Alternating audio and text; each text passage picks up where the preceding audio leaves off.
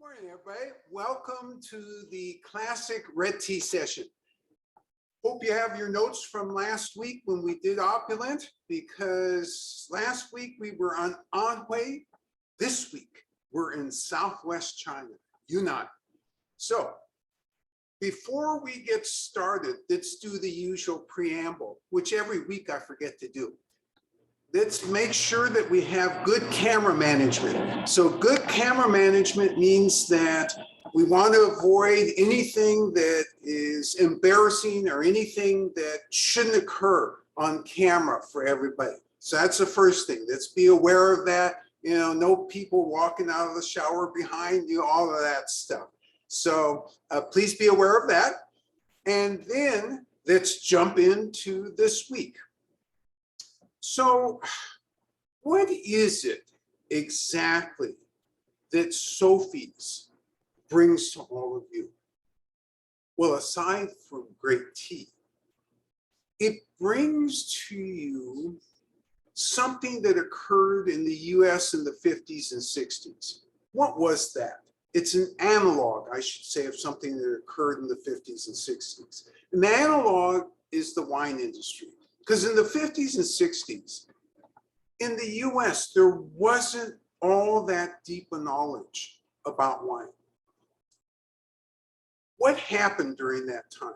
Well, as people began to be introduced to wine, they started to buy $2 Chuck, Charles Krug, that type of stuff, Gallo, that type of stuff. They drank it. Oh, yes, I'm a wine drinker. And then, as the 60s progressed and merged into the 70s, we started to find out, oh my goodness, there's lots of other great things out there. We started to drink those things. And so going from a $2 bottle, we started to go to $30, and $40, and $50. Was the money an advertising scam? The answer is no.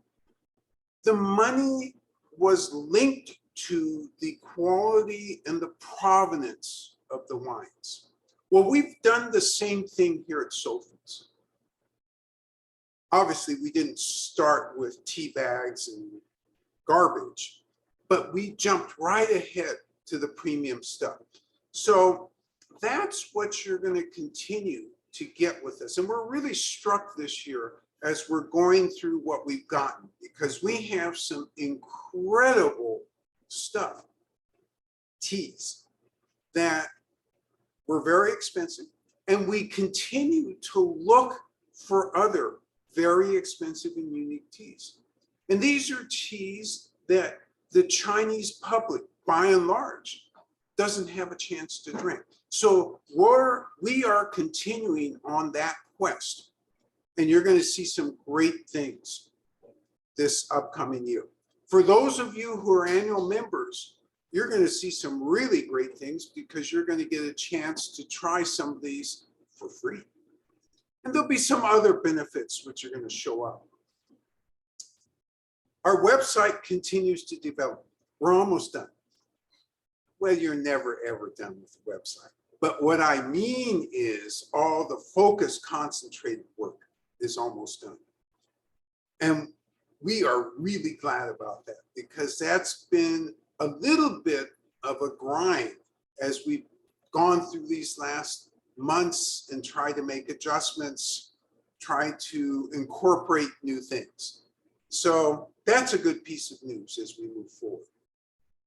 Also, I think I mentioned to most of you that we originally were planning a trip to Japan in August. That looks very much like we're not going to be able to do that, because this wave of the new variant is interfering with our plans to do something like that. So that's what's occurred in the tea shop this week. And that's some of what we've thought about this week. Let's jump into classic. By the end of this session, several things will have occurred. First off, you'll have a good understanding of classic And because you have a good understanding of opulent, you'll have a representative understanding of the difference between Anhui reds and Yunnan reds. So that's one great thing you'll have. Also, by the end of this session, another thing you'll have is you'll either be sick of science because I blather on too long about science. Because remember, last week somebody said more science. And so this week we're going to get more science. Or you'll be applauding me for being able to take scientific, very complicated scientific concepts and bring them in a way that relates well to tea. So those are the things that, oh, wait a minute, one more thing. And that key thing is you will have tasted classic and come to some decisions about this very fine Yunnan tea. All right, so let's go ahead and get started into both the science and the process. So I'm going to talk about the process very quickly because we know the red tea process. It really is simple. A bud and 2 leaves is the pick. You wither for X number of hours. Part of that withering is outdoors, part of it is indoors. The indoor part is carefully controlled. What do I mean carefully controlled? Temperature and humidity. You roll, and we'll talk more about the rolling during the scientific part. Then you pile, probably not the right term I should use with red tea. You actually do pile the tea, and you pile it at different heights depending on what type of a producer you are. And you let it oxidize, and then you apply heat at the very end to get it ready for shelf life. So I simplified that process. And when we think of Anhui reds, we remember last week we talked about some smaller steps that are more complicated at the end. But with Yunnan reds, it's essentially this process. Now, what's the other big difference between Anhui reds and Yunnan reds? Anhui reds tend to be small to medium leaf size. The Yunnan reds are almost all uniformly large leafed. So that's a major difference. And obviously the terroir is different as well. Terroir, not only the soil, but the weather, because Anhui, let's face it, is much further north. Yunnan borders Burma, Laos, Vietnam, and therefore, especially where this comes from, you tend to have a more temperate, bordering on a more humid environment. So it's a different terroir. We have a different cultural terroir. So Anhui is mostly Han Chinese. Yunnan, quite a few places are both Han and indigenous peoples. So you have different foods that they're eating, which influences how they think about making tea. So let's bring in science here. Science is really important. And remember, I've talked about, and I don't, this is not an attack, direct or indirect, on any other tea advertisements you see.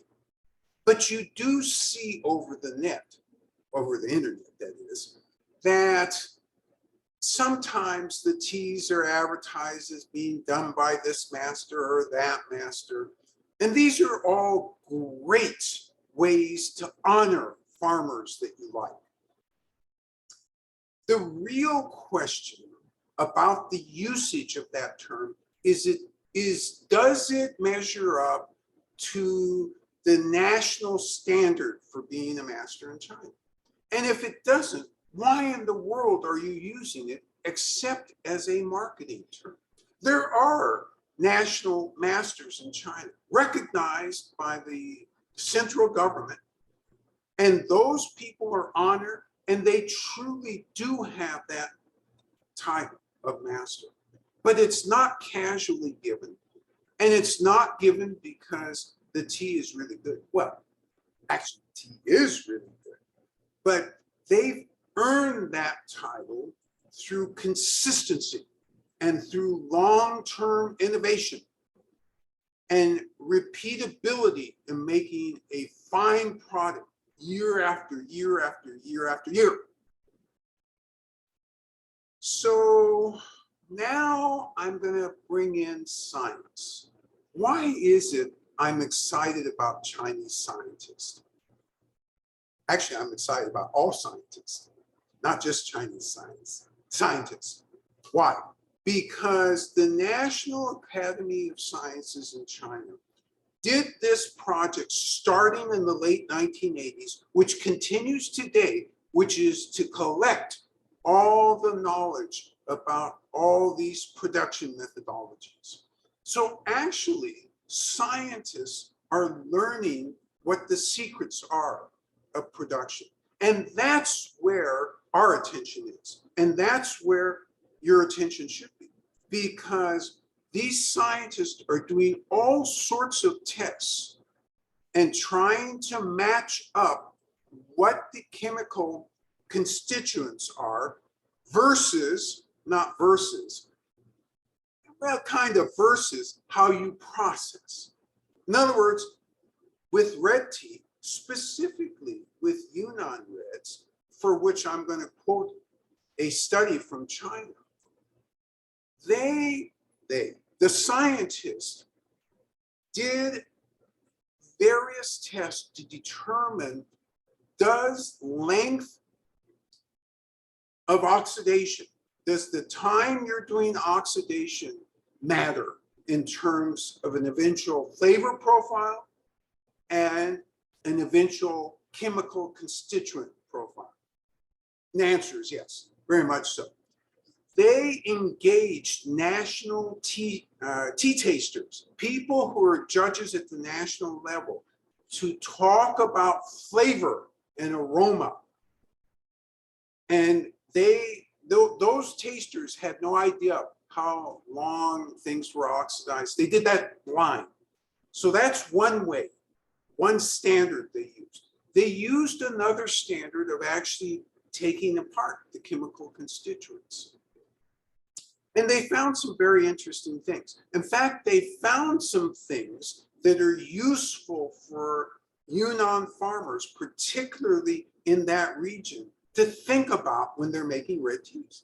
Because on average, what they found is that if you oxidize for 3 hours, and then there's a certain temperature range, 82 is about the average temperature is what they are finding, you're going to get the most unique and interesting taste. And we'll talk about the constituents, but before we start down that road, I already sense from a scientific analysis that thirst is starting to accumulate among you. So let's bring Xiaobei, the tea master, to the fore so that she can demonstrate how to make classic and then do it with you. And then we can be sipping our tea as we're talking about science. Because we remember, some people believe that science is a very dry subject. We're going to prove otherwise. So, tea master Xiaobei. Yes. Good morning, everybody. 早上好 Yeah. 我们做红茶 We do 红茶 just coffee. So this is the tableau.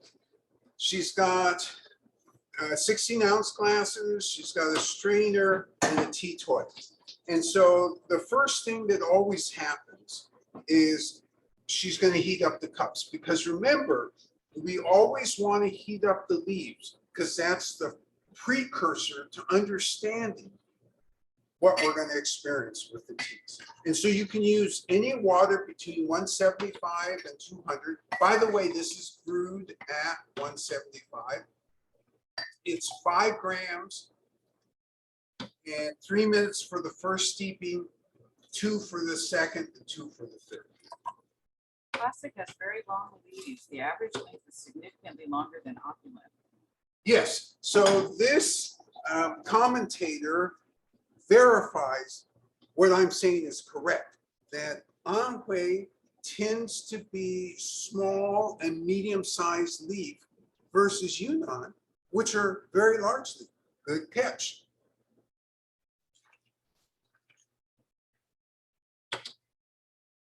Tea Master is making sure all the glasses are heated. And by the way, when you have a setup like this, it's not an accident that she's actually dissipating the steam in each glass. That's not an accident at all. When you have 4 glasses, you can cool things down faster.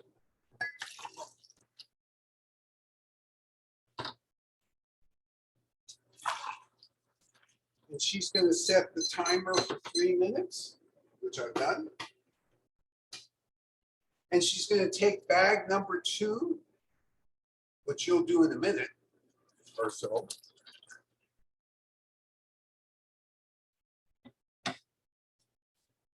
And empty it into the heated cup. Shake the leaves. She's feeding the glass to make sure that she did use 175-degree water. Smells the leaves. Oh, and she's going to dissipate the water one more time. That means that when she felt that glass, oh, it's feeling a little hot. Let's cool this down just slightly more.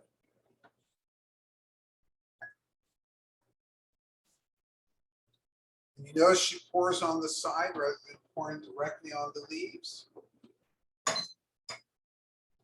We hit the timer. And as it's already been remarked, the leaves are quite long.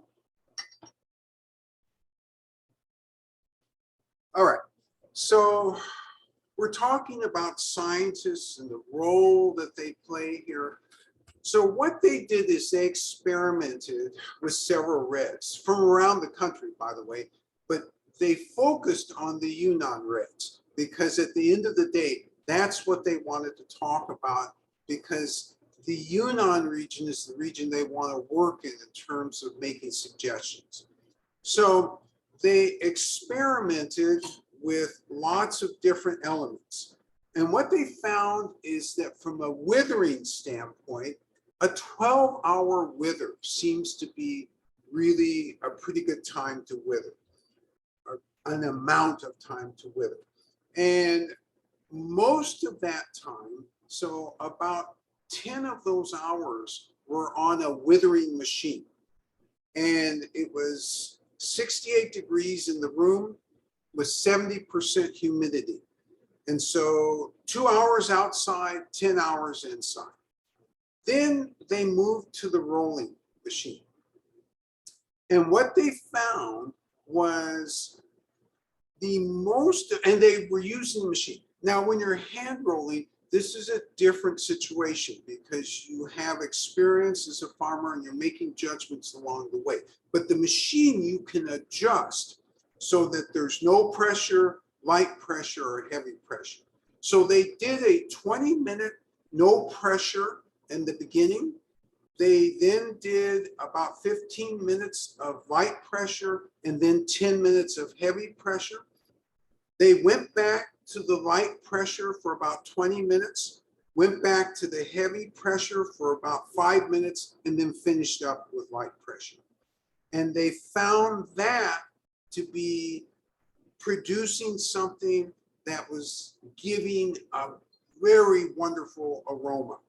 And so from there, they went to the oxidation step. Now, as it turns out, the oxidation step is the critical step for red teas.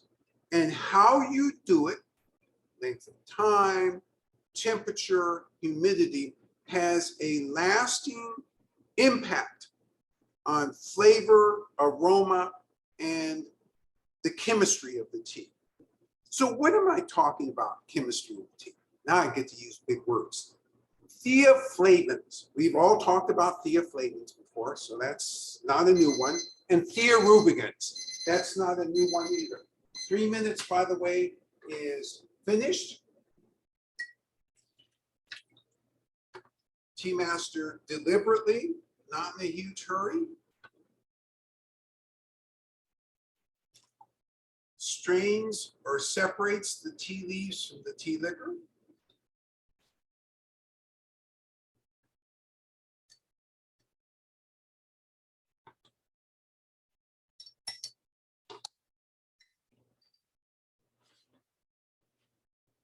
All right.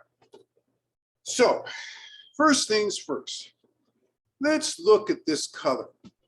What do you think? That's a nice gold color from my perspective.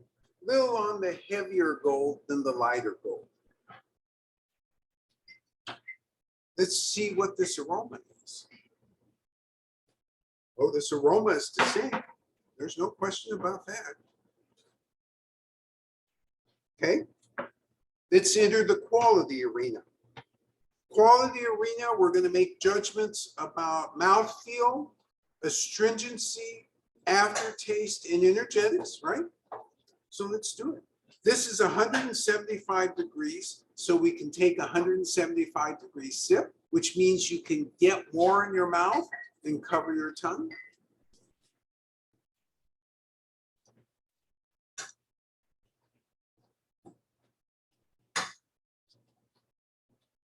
And you notice we're not in a hurry because we're thinking about this. Because the feel, the mouth feel sometimes comes real suddenly. But sometimes it takes some time to develop. Energetics is always slow. Takes some time to develop. And then aftertaste usually takes a couple of these 175-degree sips. So I'm not in a hurry. Neither should you be.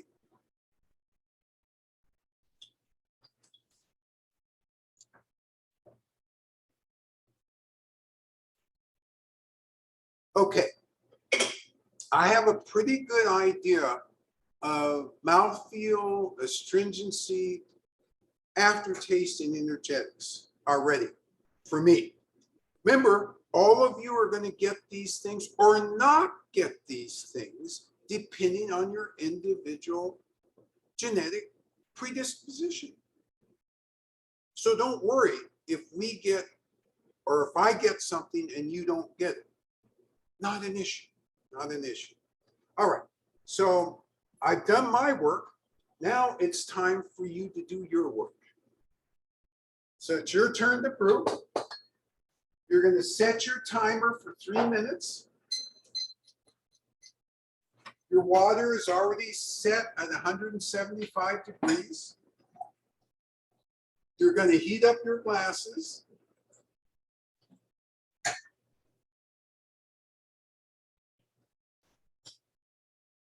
And remember, the heating up the glasses is more than heating up. This makes sure that if there are any soap stains still on the glass, that those go away. You don't want anything to interfere with your appreciation of this wonderful tea.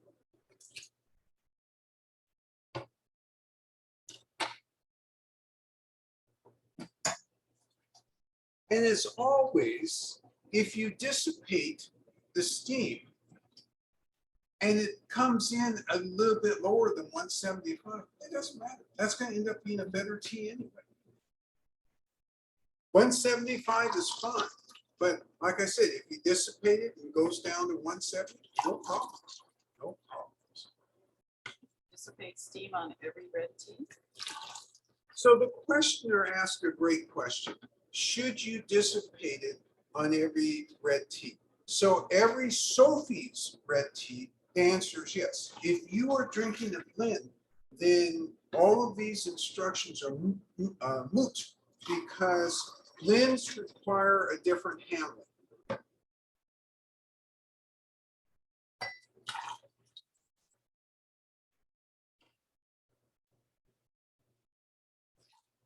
It's not in a hurry.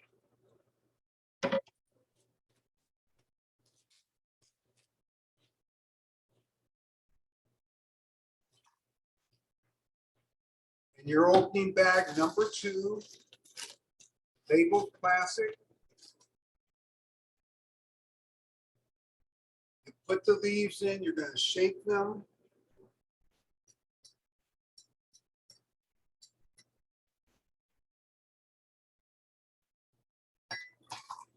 Smell.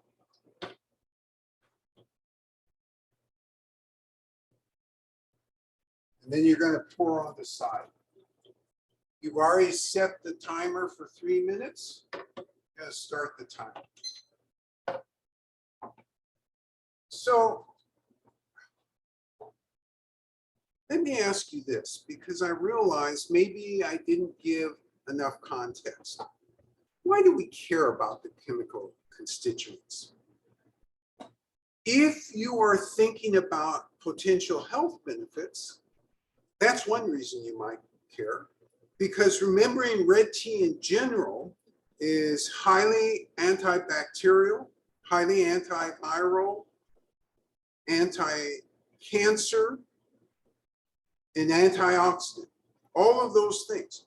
But there can be a significant difference from tea to tea, depending on the quality of the tea. A significant difference, sometimes as much as 30 to 40% difference in what's in the tea, the constituents that are in the tea.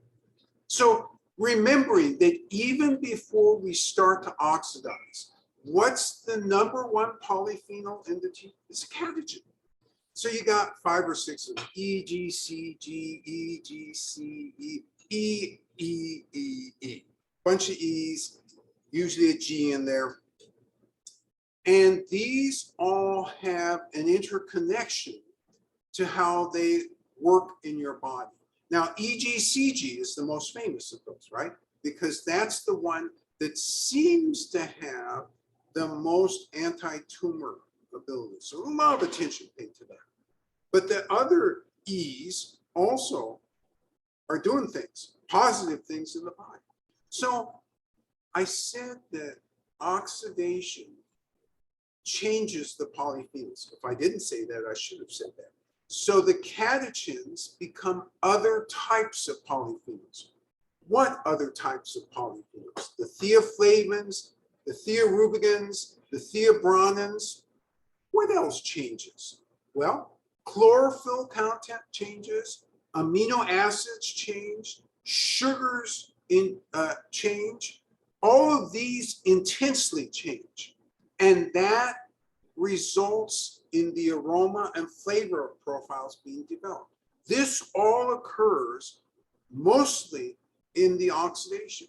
What's happening during oxidation? You have 2 major enzymes who are playing the chief role of oxidation: oxidase and peroxidase. That's polyphenol oxidase and peroxidase.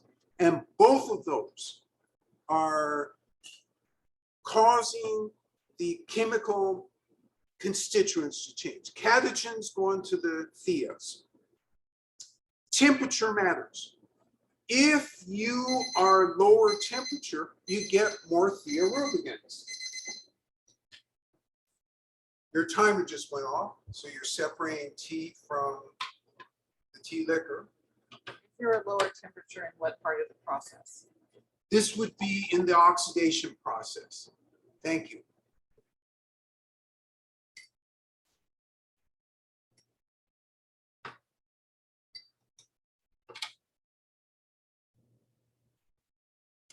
Okay, great.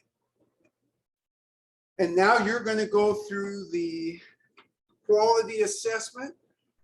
You're going to smell these wonderful leaves first. Remember, it's 175 degrees, so you can smell deeply. You have to worry about burning your nasal passage. Make some notes about that and tell me what it is. And now you're going to enter the quality arena.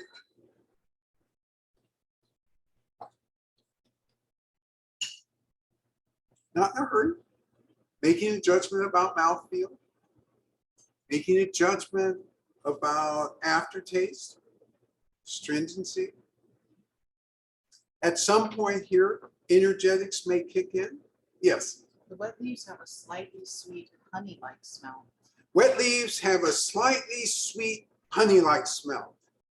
So right away, we're in sweetness. Oh, we must be in Yunnan. When the sweetness predominates and just wipes out everything, whether it's honey-like or more sweetness without that honey component to it, it's usually going to be Yunnan. Now think back to the Anhui. We had sweetness, but it was mixed in with a bunch of other things. Go ahead. Which thea occurs more frequently at lower temperatures in the processing?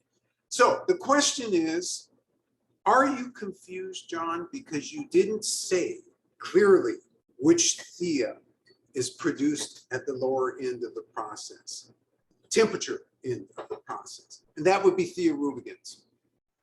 At what temperature are they produced in about equal proportion? And that would be 82 degrees. Interestingly, if you go much higher, thea rubigans again becomes a predominant end result. But what is different is the percentages of catechins. Oh, wait a minute. I think you're confused, John, because didn't you just say the catechins were turning into the theaflavins and thearubicins? So it's not like going to Magic Mountain and you apply heat, you get the enzyme involved, and all of them change overnight. It takes time. It's a process. So think of an aspirin dissolving in water. You see the bubbles coming up. It isn't plunk. You put it in, boink, and it's all dissolved. It takes time.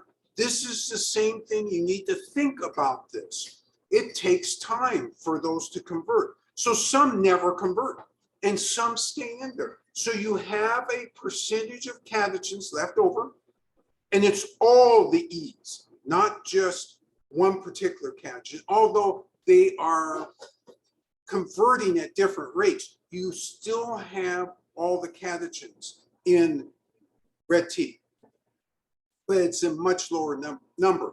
If you didn't have your catechins in the red tea, the flavor profile would change. Unacceptable. So as you're going through, what is theaflavins good for? And what is thearubicins good for? Well, theaflavins, wow, great for lots of things. Briskness of tea, orange color of red tea, little bit of the astringency of red tea, great from all of those perspectives. Also makes the leaves turn a little gold. Well, what's left over for thearubicins? What does it get to do? It brings red color to the tea.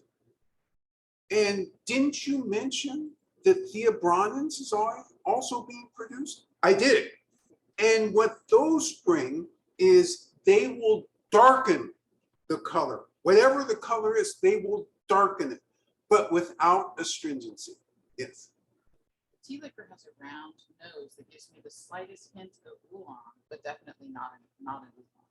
Tea liquor has a round nose, which gives the barest hint of oolong, but obviously not an oolong. Good. So continue tasting and I'll continue talking. So in addition to this conversion to the theas, what else is converting? What else is happening during oxidation? You're getting polymerization. Oh, I love this word. 4 syllables, 5 syllables. Oh, now I have to explain. That's harder. That's not that hard. All it means in a very simple way is you have simple molecules connecting together with other molecules to create chains. And as you create chains, it gives and enhances or detracts from the flavor profile. Yes.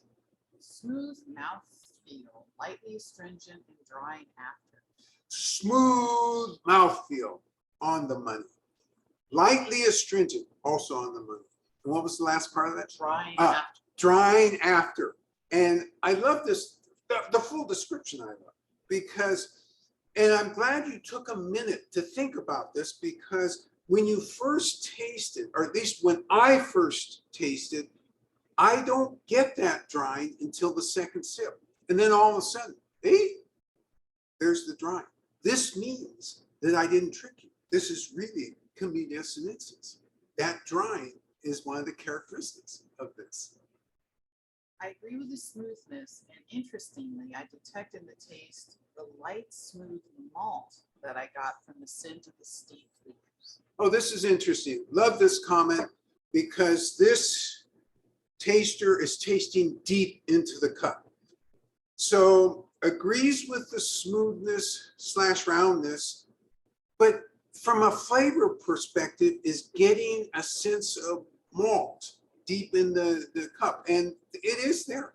It is there. And what that's covered up by in the beginning is an initial sweetness, but the malt is the support of that sweetness. Good catch on that.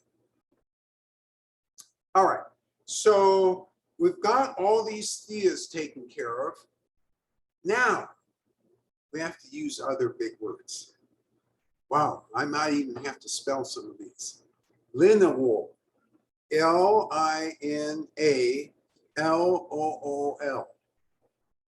Geraniol, Geraniol,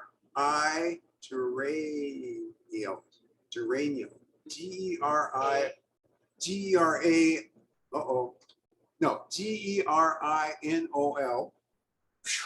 That was- So geranol?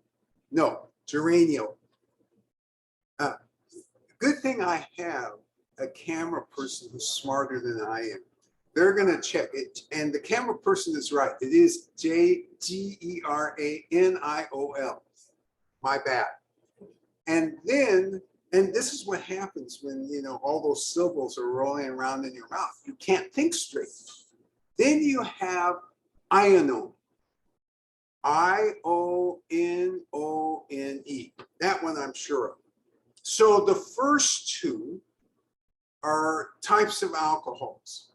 The alcohol structure, they won't make you drunk. It's not that type of alcohol. The last one is like an essential oil. And all of those are heavily influenced by the amount of time and the temperature that you oxidize. From the perspective of ideal, 3+ hours will get more of those compounds involved. What do those compounds represent? They represent a sweetness, they represent a floralness, they represent a fruitiness. All three of those compounds contribute to that feeling in the tea. That suffix -ol means alcohol and -one tone for those interested in the naming conventions of molecules. Oh, this is great. We have other scientists who are more scientific than I am going ahead and explain. I appreciate that. That's wonderful. And to add on that -asb, like is for enzymes as well, the designation for enzymes. This So- is perfect. Thank you very much. And a tea flavor observation, wet leaves still smell fresh after drying. Yes, the wet leaves smell very fresh. So in China, when they describe this particular tea, and one of the reasons that it's named classic is because it is that classic, fresh feng cheng aroma. Okay, so we're going through these compounds and how they're related to the oxidation process. What do you do after oxidation? You got to do a couple dryings. In this particular set of experiments, the scientists found that a 30-minute drying at 230 degrees was ideal.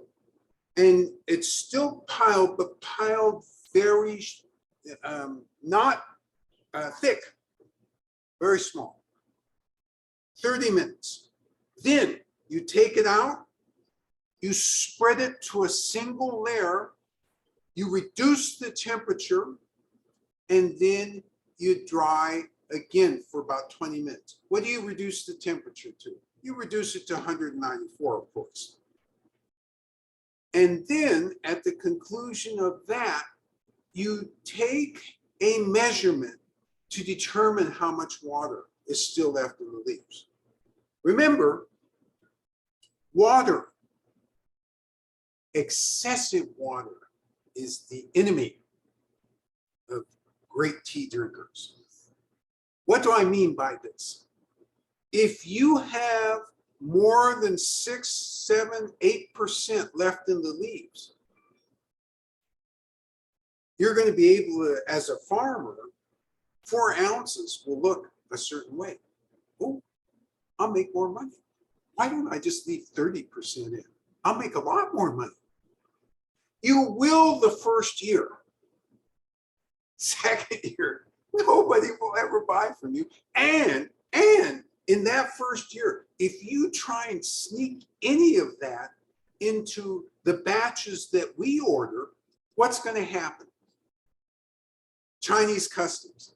And these guys, remember, China's got a large population. So they have a lot of people at every position to check things. And so they check everything real thoroughly. And if they find more than 6%, what's this? This is the wrong percentage. Take the whole batch. It doesn't matter whether it's a 2-ton batch or a 5-ton batch or a 100-pound batch. Take the whole batch and redo it, are their instructions. Now, as a farmer exporting, how many times do you want that to occur in your career? Ideally, the answer would be 0.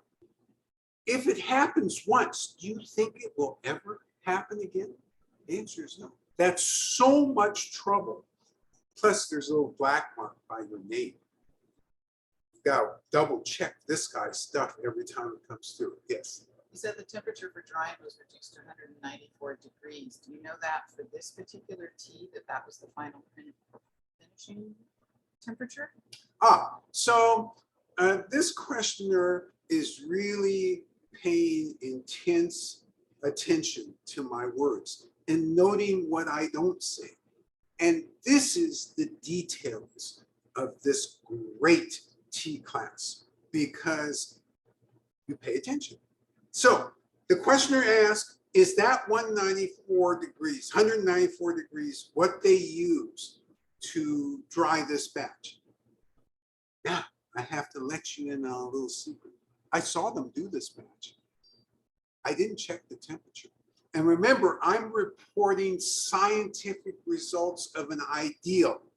So, and in fact, I'm sure the farmer, because this, yeah, this is a little different. This one actually came from a farm and not a huge production facility. So they didn't have all the nice gadgets that huge production facilities. And I knew that they were using the #1 scientific tool available in China, all throughout China, as it turns out. Yes. Yes. In a sense, water is the most destructive and creative substance. Without water, no life as we know it, and yet water is behind a great many natural disasters as we as humans perceive them. So this commentator waxes philosophic that water can have great benefits, especially if it's nice, gentle spring water. or it can create havoc. And this is true. And so when we talk about water, which we have to talk about all the time, not only in terms of brewing, also in terms of the growth of the plants, also in terms of the processing, water is the key thing. And actually, this is what I think your comment is reflecting. Yeah. I feel the tea warming my extremities, gives a nice warm tickle in the belly.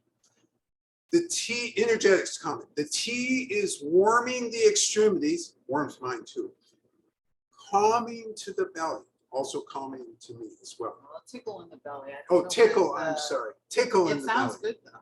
No, either way, calming or tickle in the belly, both sound really good. All right, so when you as a consumer are tasting red teas, just like today, you're giving me feelings and comments and observations about these red teas. Most of you aren't thinking about the constituent geraniol or ione or theaflavins or theorubicins. But we go through this exercise because as you grow to know more, one of the things in the future that may be important, right now it's not, because there isn't enough concrete evidence to say, well, 19% theaflavins will reduce your risk of getting cancer by 8%. We don't have that evidence, but at some point, there's going to be numbers tied to everything. And then I'll tell you what, all of us will become great scientists as we dissect tea. What do linalool, geraniol, and iodine do within the tea? So what do these compounds do within the tea? I love this question because this is a much more complicated question than it seems on the surface. So let's think about tea for a minute. When tea grows in the wild, is it growing by itself? The answer is no. It's growing in a total environment of other trees, other plants, other microorganisms. All of that is interacting. And when it's interacting, every plant is making a decision. And that decision is, do I want to be growing where I'm growing? That's the first decision. How do I want my leaves to look so that I can get the most energy into the plant? If I'm blocked, is there something I can do about that as a plant? Can I grow up faster? Can I get energy from the soil in a different way? Can I interact with fungi and therefore convert certain things? I mean, there's certain fungi that interact with roots, and the roots will exude protons, and the protons the fungi will pick those up and create phosphorus, which you need as a plant. So there's lots of things going on. Now this looks to most of you like I've lost my mind and lost the thread of the question, but not at all, because the VOCs and all of those compounds you just mentioned are VOCs, volatile organic compounds. The plant uses those. How does the plant use them? They use them as signals to other plants. So if they're being predated, let's use another word. If they're being eaten by some animal, the shoots are being eaten by some animal, they will exude one of those VOCs, and all the related plants in the area will know, oh, we got danger here. And that will actually, those plants will actually choose strategies to build defenses. And they do have ability to change and build defenses by making their leaves a little bitter. There's all sorts of things. So you know, it looks on the surface when we drink these things and I relate these things that God made these VOCs, especially for us, because, you know, it tastes good. The answer is no. These VOCs are related to all sorts of plant physiological functions that they use to communicate with each other.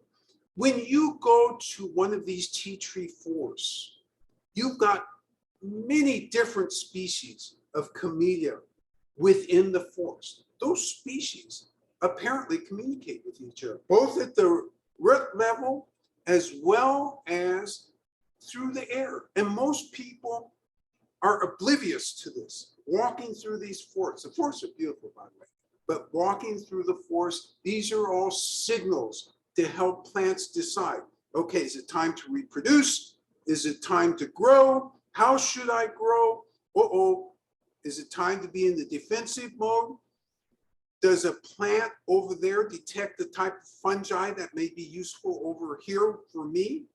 So there's all sorts of things going on with those compounds. They're not really designed for us, but we can take advantage of them.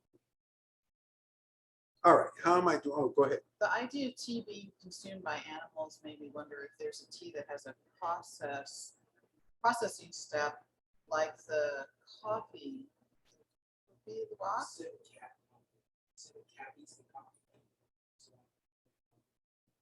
which an animal consumes the coffee bean and the digestive process functions in making it something that's consumable by humans. Is there a tea like that? To the best of my knowledge, so the question is, coffee and animals, one animal in particular, civet cat, have a close connection. Civet cat can consume the bean, excrete it, and then that's something that's useful to humans.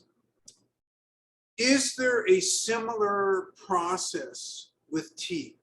And to the best of my knowledge, I've never heard of anything like that. Doesn't mean that there isn't that. And you know, when it comes to tea trees and bigger tea plants, really, I just use the word animal, and actually in a wild setting, animal can be the factor which causes changes, but it's really usually bugs who come and attack a plant. And then as they bite it, the plant releases the VOCs. And that's how now I've never heard of anything quite like the coffee example. All right, go ahead. One more comment before you start. This participant says she finds the broth not delicious, but satisfying nevertheless. The body implications, energetic implications are positive, warming, sort of calming. And then another commenter notes that on energetics, noted that he had indigestion before he started the session. It's gone. Drinking the tea seems to have just settled him right out. Great, couple great comments. We'll start with the latter. Commentator came to the session with an upset stomach. After drinking this tea, upsetness is gone. And this is typical of red teas. All red teas have an ability through their chemical constituents to interact with our digestive systems and calm them down. The first commentator loved the start of this comment. I don't find it, commentator says, I don't find it delicious, but I find it satisfying. And I love this comment because, and by the way, why was it named classic again? Because as a classic red tea, where you're not talking about floralness or talking about overt anything else, but just a nice red tea with some sweetness flavor. It isn't on, you know, when you look at the universe of red teas, it's not way the heck out here as a supernova. It is very traditional for a Yunnan red. And I love the fact that you made that identification through the delicious, not delicious, but satisfying. You talked about a smoothness, you talked about a roundness, and I believe good, Smooth, calm, positive, warming, calming. positive, warming, calming.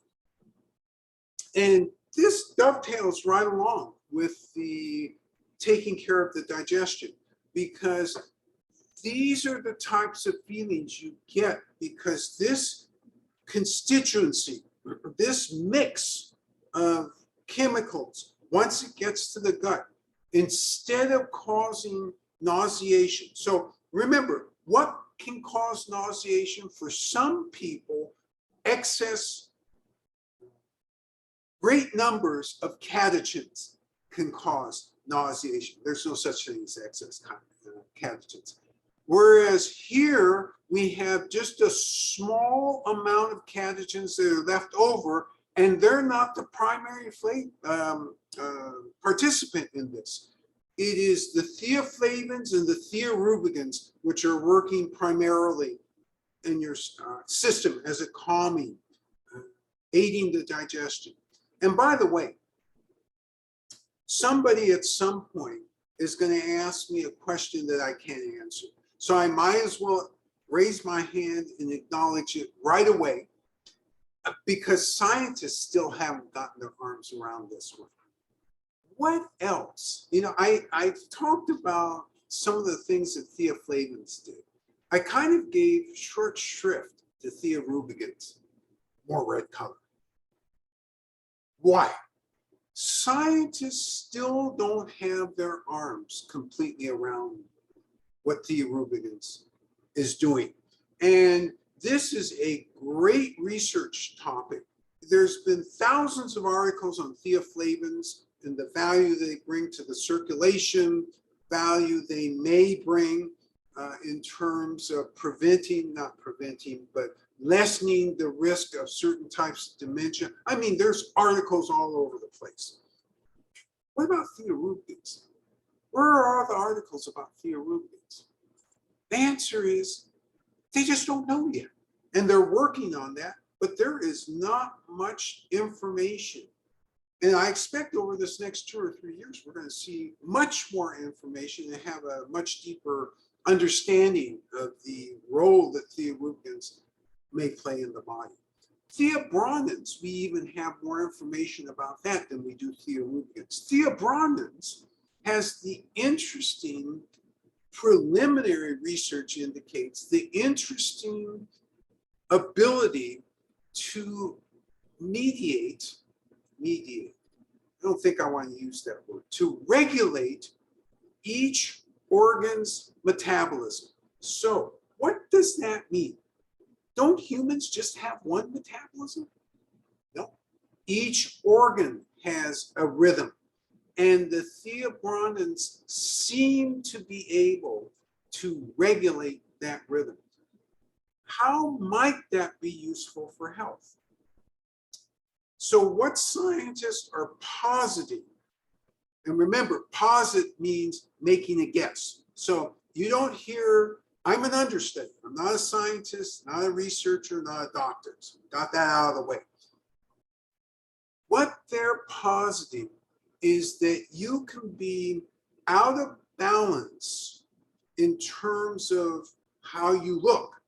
But if you are consuming theobronins, they will make your organs operate at the proper metabolism for how you look. And it's really interesting because if this is true, at some point, there's going to be this huge rush by nutraceuticals. And the next thing you're going to see in the market, oh, just take one of these theobronin pills and your troubles are over. Now, I'm here to tell you this, even though I'm only an understudy. Don't ever believe an advertisement like that, because Remember, humans are about balance, and how we, in balance, consume our food, consume our beverages. This, at the end of the day, brings you an end result that you either want or you don't want, but you have ability to control. All right, we've talked a lot. No, we haven't. I've talked a lot. Actually, you've talked considerably also. Great, great commentary by all of you. Love the participation, love the insights. Great questions and great insights in today's session. Next week, what is it we get to play with?